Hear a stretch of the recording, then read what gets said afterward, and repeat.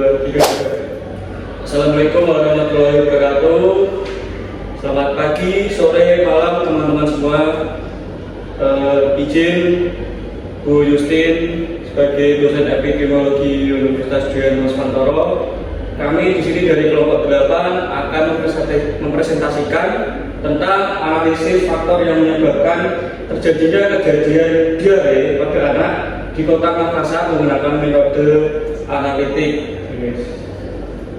Sebelumnya perkenalkan, nama saya Nandana Devi Bayaki dengan NIM D11 2024 04096. Nama saya Witania Salsabila dengan NIM D11 2024 04138. Nama saya Babi Putri Pramukita dengan NIM D11 2024 04251. Baik, untuk pertama-tama saya akan menjelaskan tentang latar belakang masalah, yaitu diare masih menjadi masalah kesehatan utama di negara berkembang, termasuk Indonesia, khususnya pada anak usia di bawah 5 tahun. Selain menyebabkan kematian, diare juga memicu gangguan gizi serius dan berpotensi menimbulkan wabah. Di Kota Makassar, kasus diare tercatat sebagai tertinggi di Provinsi Sulawesi Selatan. Faktor-faktor seperti air minum yang tidak bersih, sanitasi lingkungan yang buruk, serta kebiasaan hidup tidak higienis seperti mencuci tangan menjadi penyebab utama. Oleh karena itu, penting untuk menganalisis faktor-faktor yang berkontribusi terhadap kejadian diare guna mendukung upaya pencegahan yang efektif.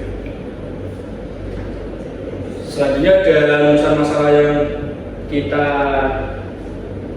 coba selesaikan. Yang pertama, apakah terdapat hubungan antara perilaku makan dengan kejadian diare pada anak di wilayah kerja Puskesmas Pampang Kota Makassar? Yang kedua, apakah terdapat hubungan antara sanitasi lingkungan dengan kejadian diare pada anak di wilayah kerja Puskesmas Pampang Kota Makassar? Yang ketiga, faktor mana aja sih yang paling dominan berhubungan dengan kejadian diare pada anak di wilayah kerja Puskesmas Pampang Kota Makassar? Selanjutnya dari tujuan penelitian kita, yang pertama ada untuk mengetahui hubungan antara perilaku makan dengan kejadian diare pada anak di wilayah kerja Puskesmas Pampang Kota Makassar. Yang kedua adalah untuk mengetahui hubungan antara sanitasi lingkungan dengan kejadian diare pada anak di wilayah kerja Puskesmas Pampang Kota Makassar. Dan yang ketiga untuk mengidentifikasi faktor yang paling dominan berhubungan dengan kejadian diare pada anak di wilayah kerja Puskesmas Kota Makassar. Nah, kita menggunakan metode penelitian yaitu berjenis analitik dengan pendekatan ekologi ya. Pendekatan menggunakan observasional tanpa intervensi langsung. Kita fokusnya yang pertama adalah perilaku hidup bersih dan sehat atau PHBS. Yang kedua, fokus kepada pola makan anak. Yang ketiga, kondisi sanitasi rumah tangga. Nah, tujuannya untuk mendapat gambaran nyata untuk dasar pencegahan yang sesuai konteks budaya. Baik, selanjutnya definisi dan etiologi penyakit diare akan dibacakan oleh teman saya, kita silakan. Definisi diare menurut WHO, BAB yang lebih dari 3 kali sehari ditandai dengan feses encer atau lembek disertai dengan darah atau lendir. Untuk penyebab utamanya infeksi rotavirus, bakteri, dan parasit. Lalu malabsorpsi dari karbohidrat, lemak, dan protein. Dan juga yang terakhir makanan atau minuman yang tercemar. Nah, untuk klasifikasi diare yang kurang dari 2 minggu disebut dengan diare akut dan yang lebih dari 2 minggu disebut dengan diare kronis. Untuk gejalanya dibagi menjadi 2, yaitu gejala umum ditandai dengan muntah, demam, dan dehidrasi.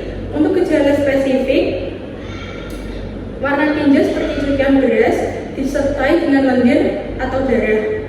Untuk komplikasinya, yang pertama asidosis, gangguan asam basa, hipoglikemia, kadar gula darah rendah, dan juga yang terakhir gangguan gizi.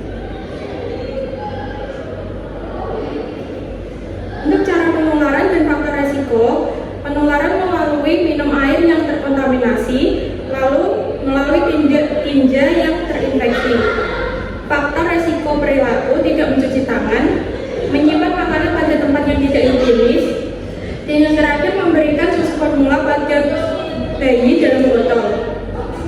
Lalu untuk faktor lingkungannya, kebersihan lingkungan dan pribadi yang masih buruk atau tidak sehat, ketersediaan sumber air bersih yang kurang memadai. Lalu untuk manifestasi klinis, anak menjadi rewel, gelisah, demam, dan muntah, tinja cair, warna kehijauan, berlendir dan berdarah.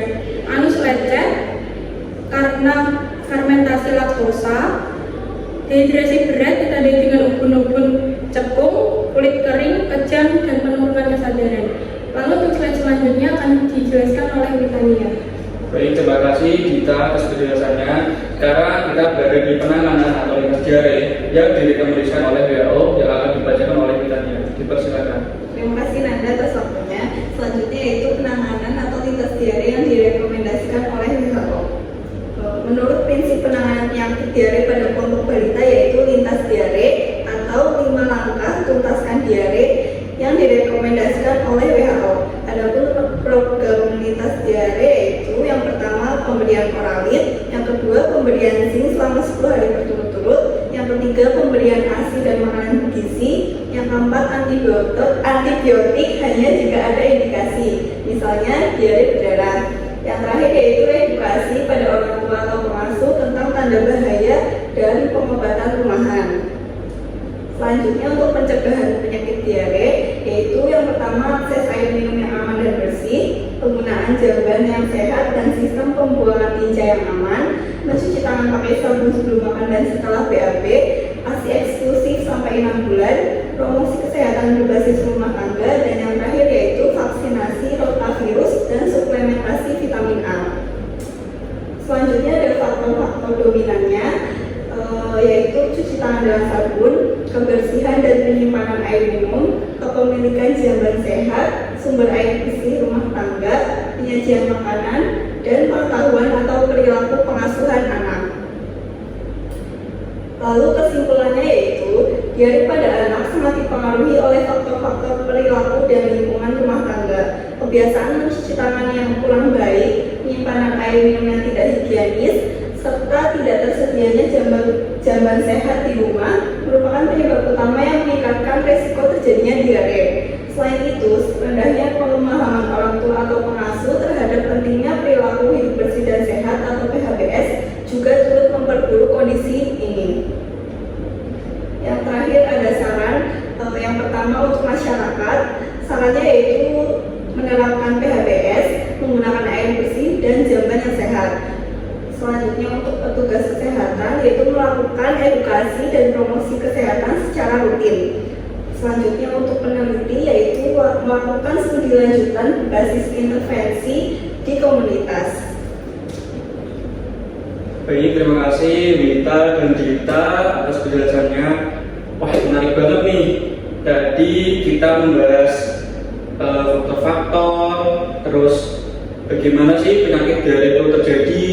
Oke, mungkin cukup dulu sekian dari kelompok kami.